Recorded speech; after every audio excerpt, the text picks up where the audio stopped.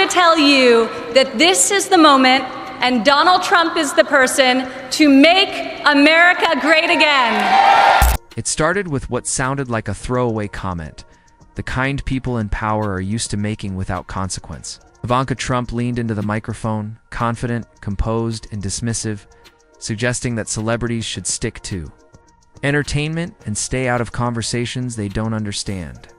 The room reacted politely. A few murmurs. No shock. No pushback. Then Samuel L. Jackson responded, and everything changed. He didn't raise his voice. He didn't interrupt. He didn't try to win the room with humor or applause lines. He simply waited. And in that pause, the energy shifted. Because Jackson wasn't preparing a comeback, he was preparing a correction. He spoke about leadership the way someone does when they've watched power up close and seen how often it hides behind polish. He talked about responsibility not as a brand, but as a burden.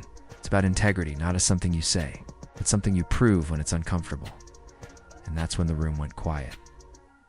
Jackson didn't accuse. He didn't rant. He asked a single, measured question about accountability, about why people who demand credibility from others so often resist transparency themselves. The kind of question that doesn't need an answer to land, because everyone already understands what it's pointing at. Ivanka smiled at first, a practiced reaction, but the smile didn't hold, because Jackson wasn't attacking her personally.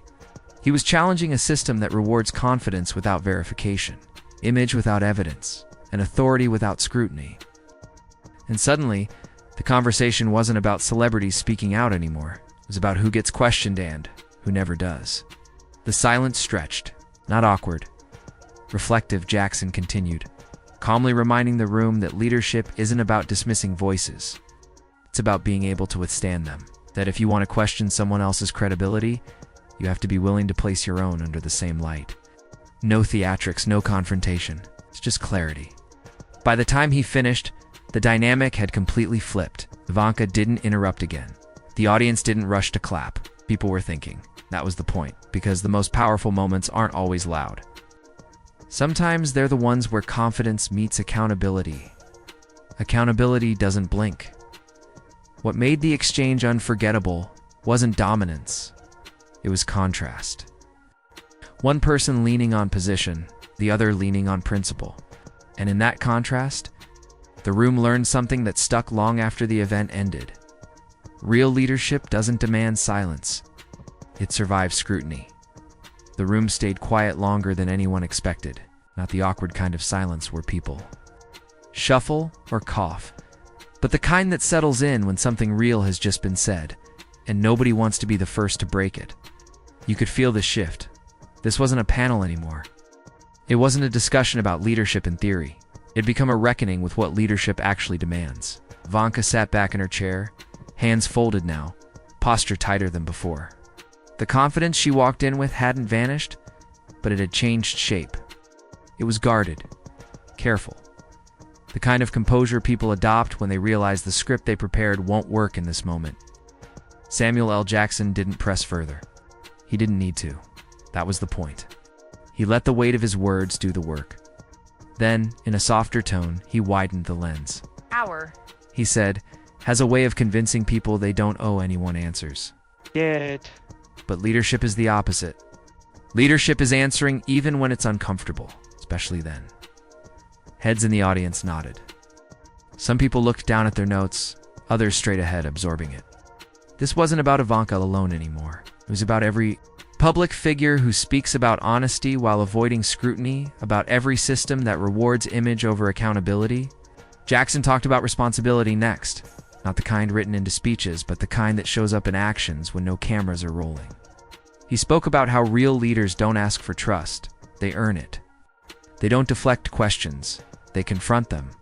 And they don't hide behind titles, family names, or power. Ivanka eventually responded, choosing her words carefully. She spoke about moving forward, about focusing on the future rather than rehashing the past. It was polished, measured, familiar, but it landed differently now. The room had already crossed a line from performance into substance, and there was no easy way back. Jackson listened, nodded once, and closed with a final thought that lingered long after the event ended. "The future only works," he said, "when it's built on truth. Otherwise, you're just stacking promises on top of lies and calling it leadership." When the moderator finally thanked the speakers and the applause came, it felt restrained, thoughtful, almost reverent. People weren't clapping for a viral moment, they were clapping because something honest had cut through the noise. As the crowd filtered out into the cold Washington night, conversations buzzed quietly.